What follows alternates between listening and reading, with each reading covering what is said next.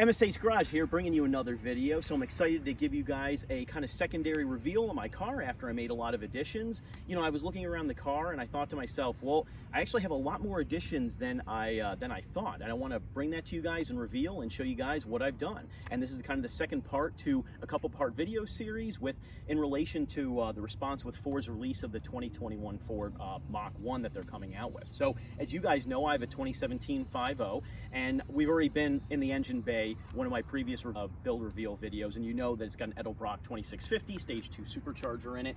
But I've done a couple more additions since then to really cap out and round out and finish the build. So I feel at this point, and I know a lot of people say this and they don't mean it, but I actually mean it. Exterior, this car is finished for me. I am absolutely happy and perfect with everything that's been done to this vehicle. I wouldn't change a single thing on the exterior now. And let's just hop right into the additions that I made, with the first one being the GT350 front end that I put onto the car. So I'm going to be doing I actually already have the videos for a multi-part series on the install for this bumper right here, but I'm not going to go into the details with that, but just to bring you a couple of highlights from that, just to share my experience with it so far. Number one, I love it. Overall, it was a fantastic piece to work with. I think the install was relatively straightforward. So we ditched the fog lamps down here, which, to be quite honest, in this car, especially with being lowered, are absolutely useless. So you get some extra airflow down here, and what's fantastic is the airflow is just better all across the board. You can see you have bigger air vents, you have a very open air intake on the lower part right here. So my builds all about functionality. I want to make sure that I bring something to the table and something functional to the car. And hands down, I can tell you very briefly, without all the extra parts, because that's in another video, that the extra front grills in the front really do help to increase the cooling capacity of the car. So it definitely adds something to the car. It adds a more aggressive stance. And also you can see up front here, made sure I incorporated this tri-bar pony, which is classic for the 72 Mach 1 build. And I think it has a very Mach 1 kind of stance and aggression to it. I've been very happy. The quality overall is very good. So that's in a nutshell this front bumper right here. And part of that video also, which I'll probably show you guys in that video, in the build video, is that I also did the Demonize at the same time in the car, which are just colored additions to the front center headlight right here. And I also added the quick release latches, because everyone knows about that very weak point right here when you pop the bumper on and off. So all things that I wanted to do to make it very functional, very easy to swap the front bumper on and off, so I could have it replace and sort of interchange it with the stock bumper on and off. So why don't we get into a couple of the other things too. So one thing that you'll see if you follow my Instagram and you'll see around the car here is that I got these beautiful new, I think it's the CS5s, that's what they are. So these are the Shelby rims that are modeled for the GT350. Again, I guess I'm taking a couple of parts in the GT350 because I really like the way that build looks, but these are specially designed and constructed for the GT. The other set that's actually hand forged are $650 a rim and are meant only for the GT350. And they are 8.5-inch rims up front and 11 inches in the back width. And they're still 19 inches all the way around. So the really cool thing is I was working with Evolution Performance and another company called Vibrant Finish, and we were discussing and talking about the fact that I really want just another set of black rims on the car. And I wanted to do something a little special. And you'll see here, which I'm very happy with, is that I basically got these rims from Shelby America, and then what we did was we sent them over to a powder coat company. They sandblasted them, cleaned them all off, and then they custom powder coated the rims, which they did a fantastic job on. I'm very happy with them. And they did this awesome two-tone color match to match the rest of the theme of my car, where they did a blue barrel on the inside and kept it very piano black on the outside with it. So of course, being functional, one of the major reasons I did this, and I went through a lot of talking back and forth with Evolution and thinking about how I wanted to set up the build. And these look the same as the fronts. They look like those traditional Nitto NT555 G2s, but these are not. These are the brand new R2s on the car. So these are drag radials that I had put on the back of this.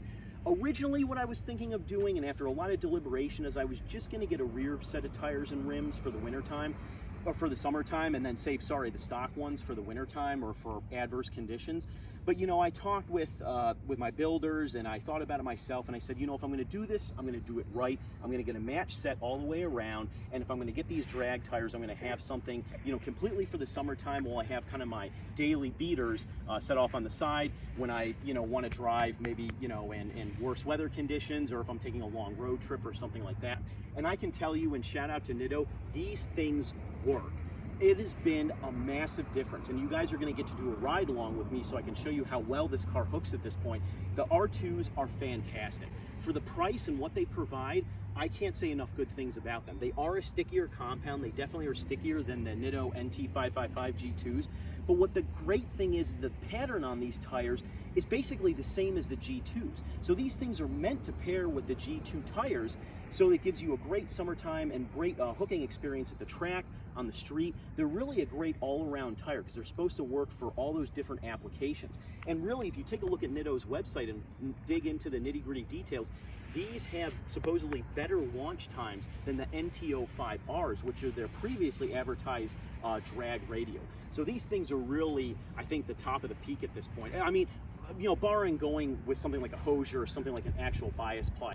I guess just wrapping everything up, one other thing I wanted to mention is that I do have performance in mind always. So this is going to sound crazy, but I actually did the calculations on these tires and rims. And what I found is that these rims actually weighed about 1 pound to a ½ pound lighter than my currently existing rims. In addition to that, I did the calculations for the tires all the way around. What's funny is that actually this is a 275/305 setup for the tires in the front and back respectively. Now before I had a 285/305 instead. But what's interesting is that I still have the R2s up front, which are the same as what I had before, but since those are a 275 and with the weight of the rim, I'm about shedding roughly about 3 pounds per tire. Now also the interesting thing is that the 305s back here for the R2s are lighter than the comparable partner for the NT555 G2s. So about all the way around, I'm saving about a little over 3 pounds per tire. So you calculate that up, you get about 15 pounds, well, a little under 15 pounds of saved weight between all 4 tires. But you got to remember, that's rotational mass that you're saving. Now, again, I can't really say that I notice a massive difference. What's interesting, though, is that with this wheel and tire setup, though, I feel that the car drives a lot better and a lot straighter. In general, if you take a look at the side profile of the car, what's interesting is because of the wheel spacing here, the rear tires actually jut out a little bit more than they did with the other wheel and tire combo setup that I had. So I feel that I'm getting a little bit more patch on the road, a little bit more width with the way the tire and wheel spacing is. And I've noticed, I mean, you wouldn't think that you notice a massive difference, but it is a huge difference. It's like night and day. I mean, even on a warm day like today with those NT55 G2s, those things wouldn't hook. I mean, wouldn't hook. You know, I'd have to be rolling at least 50, 40, or 50 miles an hour to put it down and to really have it take off. But here, I can be from a dig, it doesn't matter, the car just rockets right away. So those are the tires and rims combination, that's the front end. And then kind of the last major thing that I've done also to the vehicle is, you may or may not notice from a distance here, but I've had the whole car cut, polished, detailed, and it's ceramic coated at this point, which I am also extraordinarily happy with. Has been a big step for me. So I was looking into this for quite some time. You guys out there that have a black car know how difficult it can be to maintain a black car, and how many swirl marks get in there. You know, it's a labor of love, and it looks absolutely fantastic and beautiful with an accent color.